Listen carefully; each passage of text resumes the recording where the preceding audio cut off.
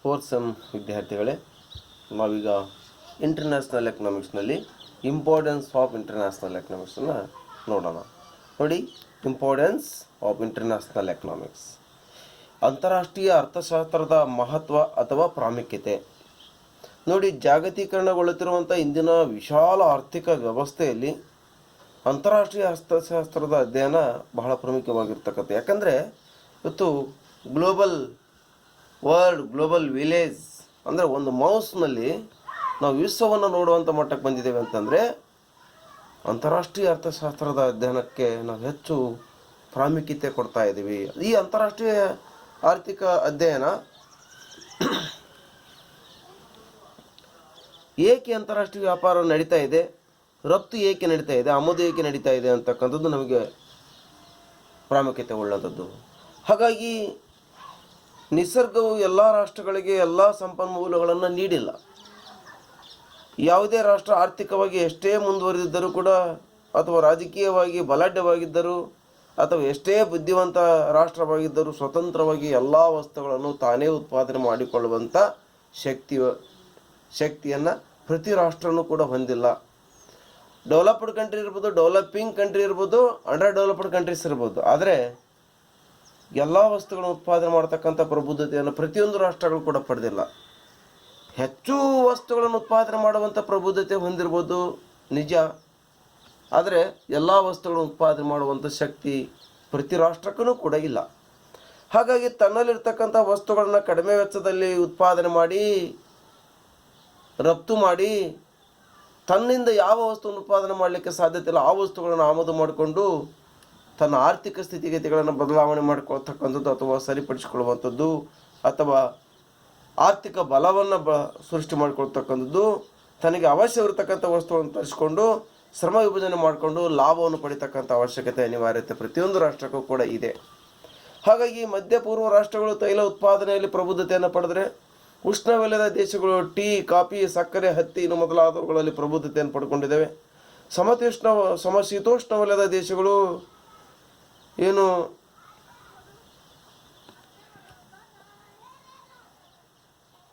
ತರಕಾರಿಗಳನ್ನು, ಬೇರೆ ಬೇರೆ ಪದಾರ್ಥಗಳನ್ನು ಬೆಳೆಯುವಂಥದ್ದು ಕಂಡು ಬರ್ತದೆ. ಜನರು ಬುದ್ಧಿಶಕ್ತಿಯು ದೇಶದಿಂದ ದೇಶಕ್ಕೆ ಬದಲಾವಣೆ ಇರ್ತದೆ. ಒಂದು ರಾಷ್ಟ್ರದಲ್ಲಿ ಇರ್ತಕ್ಕಂಥ ಬುದ್ಧಿಶಕ್ತಿ ಮತ್ತೊಂದು ರಾಷ್ಟ್ರದಲ್ಲಿ ಬುದ್ಧಿಶಕ್ತಿ ಇರೋದಿಲ್ಲ. ಇಲ್ಲಿ ನಮ್ಮ ರಾಷ್ಟ್ರ ಕರಕುಶಲ ವಸ್ತುಗಳನ್ನು ಉತ್ಪಾದನೆ ಮಾಡುವಂಥ ಪ್ರಬುದ್ಧತೆಯನ್ನು ಪಡೆದರೆ, ಜಪಾನ್ ಎಲೆಕ್ಟ್ರಾನಿಕ್ಸ್ ಗೂಡ್ಸನ್ನು ಪ್ರೊಡಕ್ಷನ್ ಮಾಡುವಂಥ ಪ್ರಬುದ್ಧತೆಯನ್ನು ಪಡ್ಕೊಂಡಿದೆ. ಹಾಗಾಗಿ ಇಲ್ಲಿ ಅಮೇರಿಕಾ, ಇಂಗ್ಲೆಂಡ್, ಜಪಾನ್, ಫ್ರಾನ್ಸ್ ಇನ್ನು ಮೊದಲಾದಂಥ ರಾಷ್ಟ್ರಗಳು ಅಭಿವೃದ್ಧಿ ಹೊಂದಿದಂಥ ರಾಷ್ಟ್ರಗಳಾಗಿದ್ದರೂ ಕೂಡ ಭೌಗೋಳಿಕ ಲಕ್ಷಣದ ಮೇಲೆ ಶ್ರಮ ವಿಭಜನೆ ಮಾಡಿ ಎಲ್ಲ ರಾಷ್ಟ್ರಗಳು ಅಂತಾರಾಷ್ಟ್ರೀಯ ವ್ಯಾಪಾರದಲ್ಲಿ ಲಾಭ ಪಡೆಯುವಂಥ ಸ್ಥಿತಿ ಇದೆ. ಆ ರಾಷ್ಟ್ರಗಳು ಕೂಡ ನಮ್ಮ ರಾಷ್ಟ್ರದಂಥ ಭಾರತದಂಥ ರಾಷ್ಟ್ರದಂಥ ಸರಕುಗಳನ್ನು ಆಮದು ಮಾಡಿಕೊಳ್ತಾ ಇದೆ. ಹಾಗಿದ್ದಾಗ ಆ ರಾಷ್ಟ್ರದ ಆರ್ಥಿಕ ಪ್ರಬುದ್ಧಿಯನ್ನು ಕಂಡುಕೊಳ್ಳಿಕ್ಕೆ ಸಾಧ್ಯತೆ ಆಗ್ತದೆ.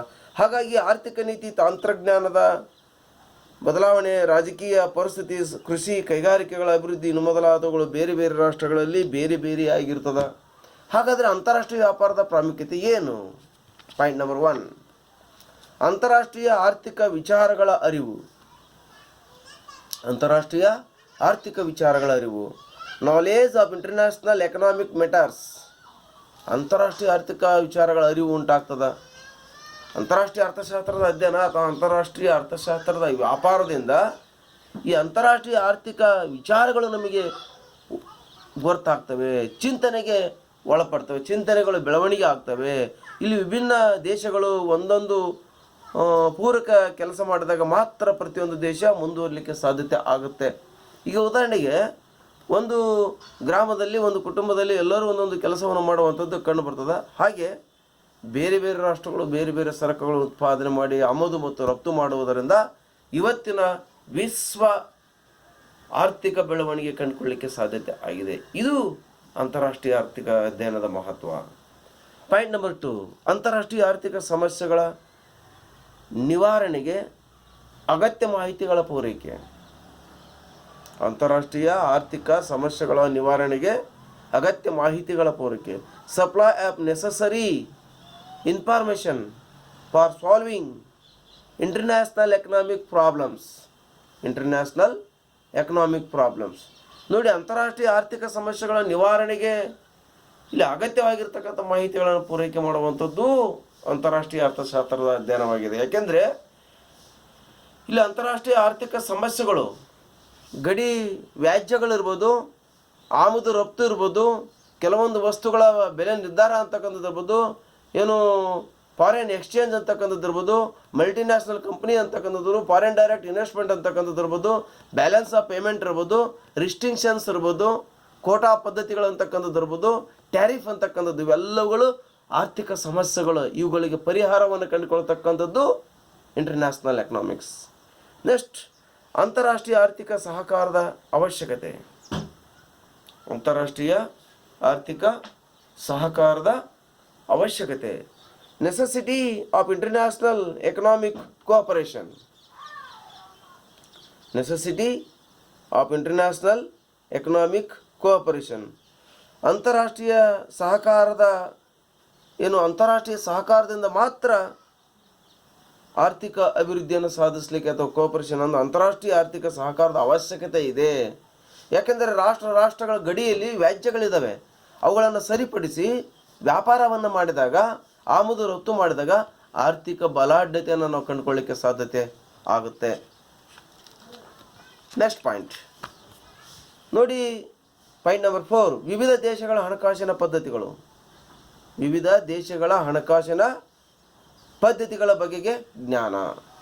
ಇಲ್ಲಿ ವಿವಿಧ ದೇಶಗಳ ಹಣಕಾಸಿನ ಪದ್ಧತಿಗಳ ಬಗೆಗೆ ನಮಗೆ ಅರಿವು ಉಂಟಾಗ್ತದ.